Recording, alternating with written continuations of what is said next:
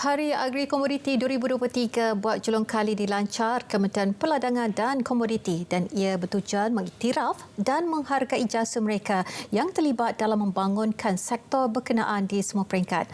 Jadi untuk perbincangannya langsung bersama Fatihah Rahim. Silakan Fatihah. Ya, saya kini berada di PICC Putrajaya bersempena dengan sambutan Hari Agri Komoditi Negara, anjuran Kementerian Perdagangan dan Komuniti. Untuk makluman saudara, pelaksanaan Hari Agri Komoditi ini memberi pengiktirafan kepada semua pihak yang terlibat dalam sektor agro komuniti di peringkat akar umbi. Selain ia menjadi platform utama perkongsian maklumat serta penjanaan idea baru, ia juga menjadi platform untuk mempromosi peluang pekerjaan, peluasan kerjaya dan juga perniagaan dalam sektor ini. Baik, ketika ini saya bersama Timbalan Perdana Menteri Datuk Seri Fadilah Yusof yang juga Menteri Perdagangan dan Komuniti. Baik, apa khabar Datuk Seri? Bagaimana dengan pelancaran hari ini?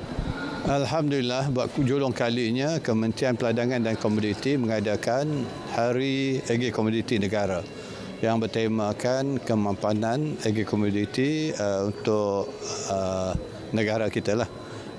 Yang mana kita memfokuskan untuk melibatkan keseluruhan rantaian dalam agri komoditi, daripada pekebun kecil, daripada peladang yang menanam, daripada mereka yang memproses, kemudian daripada mereka yang membuat produk-produk huluan untuk diekspor dan sebagainya. Sebab bagi kita, agri komoditi ini memainkan dan menyumbang besar kepada negara kita dalam sudut ekonomi. Kita menyumbang lebih kurang 60 bilion ringgit dari segi KDNK, iaitu lebih kurang 5% daripada KDNK negara kita. Dari segi jumlah ekspor sehingga September 2023 ialah hampir 118 bilion ringgit. Jadi ini menunjukkan kepentingannya. Apatah lagi kalau kita melihat keseluruhan rantaian pekebun yang terlibat dalam agri komoditi ini saja, lebih 500 juta orang, 500,000 orang pekebun kecil yang terlibat secara langsung dan juga yang bekerja dalam sektor agri komoditi.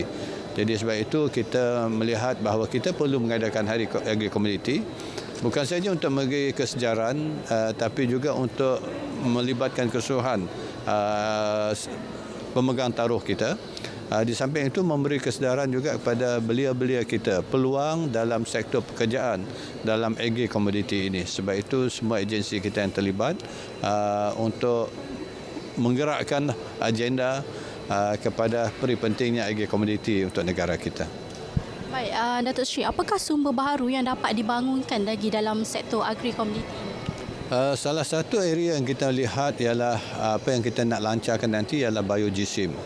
Biogesim ini kita melihat bahawa misal kata sektor buluh, sektor kenaf dan juga sebenarnya bahan-bahan buangan daripada biogesim itu termasuklah daripada sektor pertanian, sektor penternakan, sektor peladangan dan kesuhan. Sebenarnya banyak hasil-hasil ini boleh kita terjemahkan menjadi produk yang boleh mendatangkan hasil ataupun pendapatan kepada pengusaha dan juga negara kita. Jadi ini adalah sektor yang kita nak fokuskan juga untuk 2024. Dan yang penting ialah bagaimana kita nak jalin hubungkan kerjasama dengan semua kementerian dan agensi kerajaan dan juga pemain-pemain industri untuk kita kumpulkan segala buangan ini, bagaimana kita nak proseskan menjadi baja, menjadi makanan haiwan dan malahan produk-produk hiliran yang lain. Datuk Seri, sedikit harapanlah sebab Hari Agro Komuniti ini buat julung kalinya diadakan ya selama ini. Jadi apa harapan tu? Ini kali pertama diadakan, sudah pasti kita akan mendapat input daripada semua stakeholders kita dan daripada situ saya kira kita kena kembangkan Hari Agri Komoditi ini.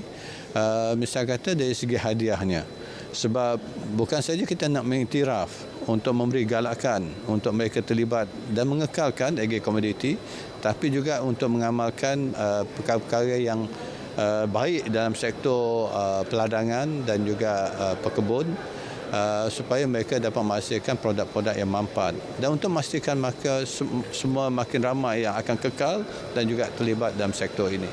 Sebab itu galakannya bukan sekadar kita memberi sijil, memberi trofi, tapi juga imbuhan kewangan Mungkin kita nak tambahkan lagi supaya kita dapat menggalakkan lebih ramai yang terlibat dalam sektor agrokomoditi ini. Baik, terima kasih Datuk Seri untuk perkongsian yang cukup ringkas dan padat dengan maklumat. Saya kira itu dahulu perkembangan saya dari PICC ini. Kembali kepada rakan tugas di Angkasa Puri. Baik, terima kasih Fatihah.